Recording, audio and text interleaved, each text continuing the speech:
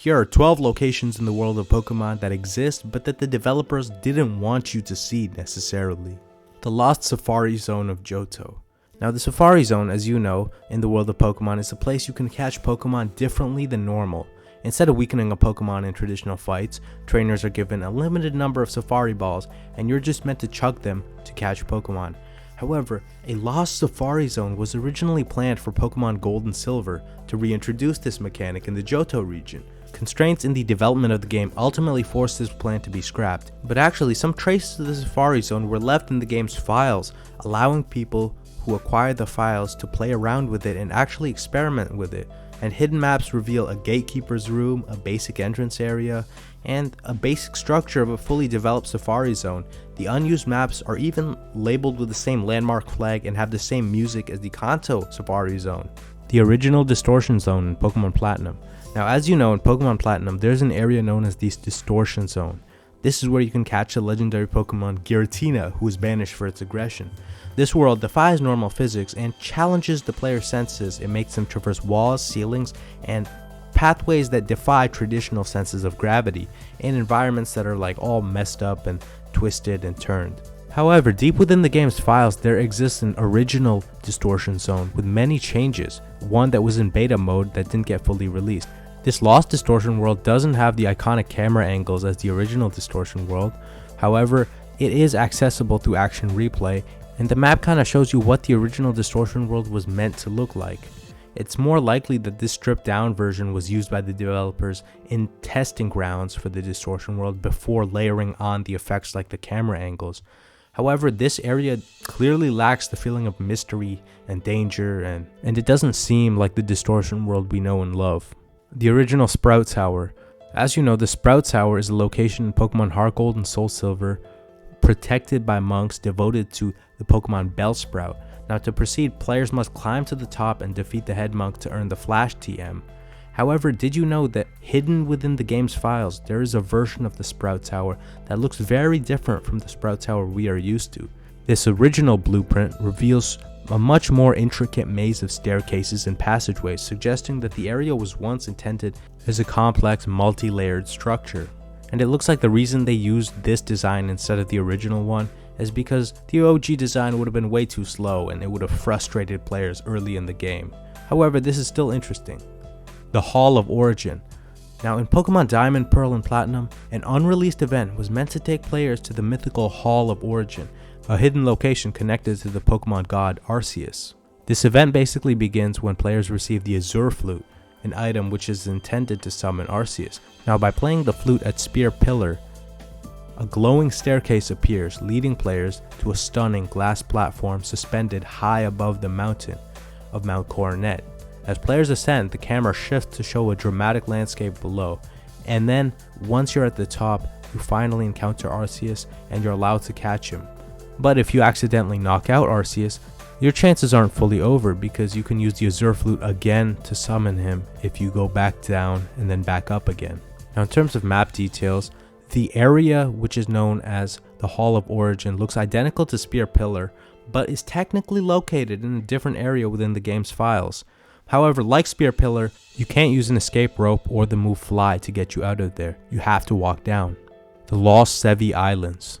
Now in Pokemon Fire Red and Leaf Green, players encountered the Sevii Islands, a fresh addition that brings a story about Team Rocket's plan to re-establish contact with Giovanni in a complex storyline.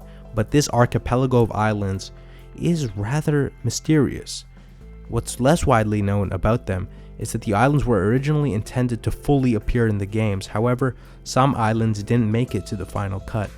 Let's take a look at each of these intriguing cut locations. First, you have Sevii Isles 6 and 7. These two isles appear in the data with a single tile each, giving minimal hints. Sevii Isle 6 has a single tile that can be surfed on, while Sevii Isle 7 contains a tile with zero functionality. As for Sevii Isles 8 and 9, these islands have full map data complete with the accessible areas. However, they were likely scrapped at the final stages of a development as they come with routes and landmarks typical of a finalized map. Now we don't know why they were scrapped, but it looks like they were about to be added into the game until finally being scrapped. There's also Sevii Isles 22, 23, and 24. In the game files, these islands are stored directly after the Tanabe ruins, and they lack map data but do have placeholder name data. When accessed, they display the player's location as if they were near the Tanabe ruins, suggesting these islands were originally meant to be a part of the map network of the Sevii Islands. Now, these lost Sevii Isles cannot be openly accessed in the game unless you severely manipulate the game's files. And even then, it would just be a couple of tiles, but it's still interesting. We also have Mirage Island. Now, this is one of the biggest secrets in Pokemon Emerald, Ruby, and Sapphire. Unless you see a YouTube video about it, most players will never encounter this in their lives. Basically, how it works is each day, the game randomly generates a number between 0 and 65,535, and if this number matches the first 2 digits of any Pokemon's personality value in your party, Mirage Island appears on Route 130, and an old man tells you he sees an island. Now, for most, this alignment of numbers never happens, but for some rare cases it has happened in the past. If you manage to find it, however, Mirage Island offers pretty much nothing other than lychee berries and the ability to catch a Munchlax. It's extremely rare, and it doesn't really have anything that cool, leading to questions about why they decided to include it in the first place, or why it isn't meant to be accessed, as only a small number of players will ever see it. The Void.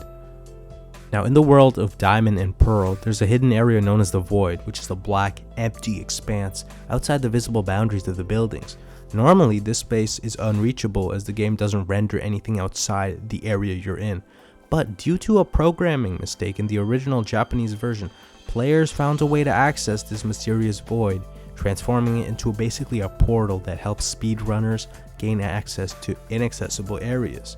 The most popular way to enter the void is through a glitch that allows the players to surf in it, but you can also do it by walking.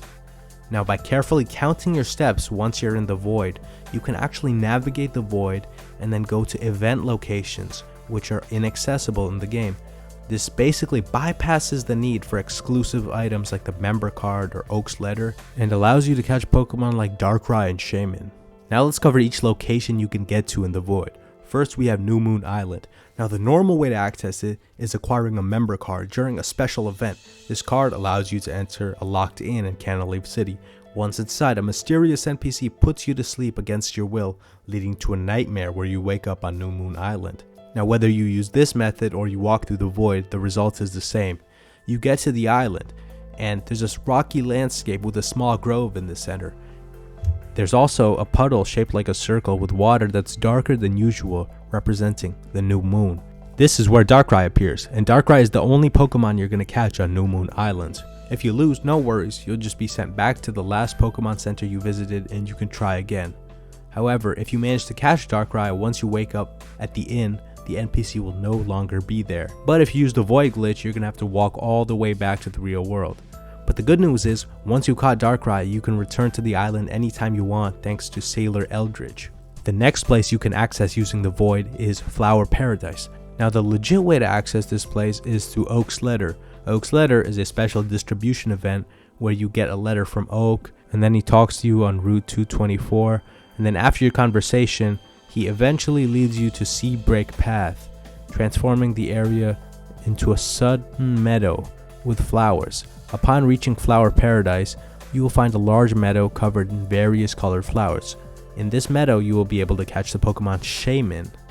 Now, without the Void, these areas are basically completely lost because the developers don't intend for you to see them. The member card and Oak's letter are special event releases way back in like 2005 or 2004. You can't find these anymore. The OG Game Corner. Now, the OG Game Corner is a nostalgic location that many of the fans remember, but it's no longer accessible. In Pokemon Heart Gold and Soul Silver, originally the Game Corner had a lot of slot machines, a lot of places where you could actually gamble. However, with the introduction of laws in Europe promoting gambling to kids, the Pokemon series had to adapt. They had to cut back on the slot machines, and to comply with these regulations, a new Game Corner was built with just a guy there, and he'll play you a little game, but you're not allowed to actually gamble. If you're determined to access the OG Game Corner, your best bet is to hack the Japanese versions or get your hands on a really old copy of Heart Gold and Soul Silver. The Secret Pharmacy House. In Pokemon Gold and Silver, as part of the story, you have to complete a side quest involving a sick Ampharos. The Pokemon is vital for the lighthouse, and to help it you need to find a special medicine from a pharmacy. Now interestingly, there is an unused house in the game files meant to serve as a pharmacy. Now the real pharmacy is in Cianwood City, but the unused house can actually be accessed if you hack into the files and you can go in. There's a woman in there with what looks to be a Rhydon, and it's pretty interesting, and I guess you can go in there and talk to her if you hack the game files. The last location on our list is in Faraway Island. Faraway Island is a hidden location in Pokemon Emerald they didn't want you to access. This is where Mew awaits, but to reach this island you'll need something called the Old Sea Map, an item that was only distributed during a single event in Japan. Unfortunately, this means players outside Japan can never legitimately acquire the map, leaving Faraway Island as a location you can't get to, and Mew as a Pokemon you can't catch. But for those who are willing to hack it, you can get the Old Sea Map, you can get a ferry ride all the way to Faraway Island, and you can catch Mew in one of the rarest encounters ever in the history of Pokemon. Anyway, those were 12 locations the developers did not want you to find. If you liked the video, please like, subscribe, and give a thumbs up.